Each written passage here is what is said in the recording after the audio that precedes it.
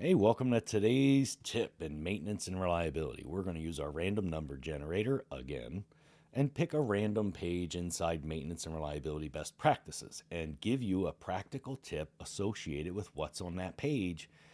Because if you can't do that, you shouldn't be teaching this topic. Challenge others to do the same.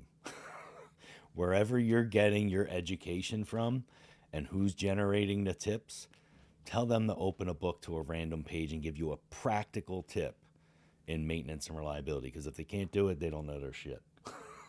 All right, let's go to our random number generator. Let's bring that up. Let's click on generate. 447. That seems awfully close to a tip that I just did. So let's see. Let's see what's on 447.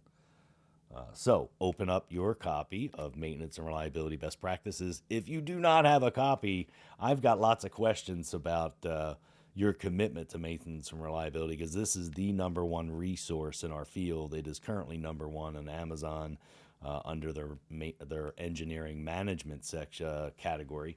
So 447, that seems awfully close to one that I just did.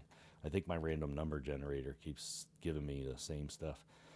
So 447 is time management. Wow.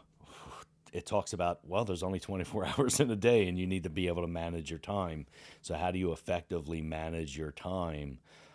So, this is great. If you're a supervisor, if you're the maintenance manager, if you're the planner, you really have to manage your time effectively. There's only so many hours in a day, and I can't tell you how many maintenance managers that we come across that are working 12 and 14-hour days because they're in, well, like 9 hours of meetings every day, and they still have to get their own job done. So it's time management is incredibly critical. In order for you to be effective at time management, it's a prioritization exercise. There is only so many hours in a day. Two critical tips that I would say for you to be more effective at time management is number one, block your own time. If it takes you 2 hours to read emails, either in the morning or last before you leave, block that time on your calendar and make it unavailable so nobody can take up that time on you, and you have time to do your tidying up, to review your emails and respond to emails, to do the things you have to do in the tidy up every day, but block that time. And two is prioritize all the other events. Stop going to meetings that are information only. Information only meetings can be an email. They do not need to be a meeting. Meetings are for making decisions, for coming up with, for getting the input from your team or your peers or your stakeholders, and for making decisions. It's not for information only purposes. If it's information, stop going. So prioritize your meetings, figure out which ones you should or should not be attending on a regular basis, and stop going to the ones that don't have an agenda or are information only. Then block your time for your goals. You've got annualized goals. You should not be waiting till November to figure out how you're going to get them done.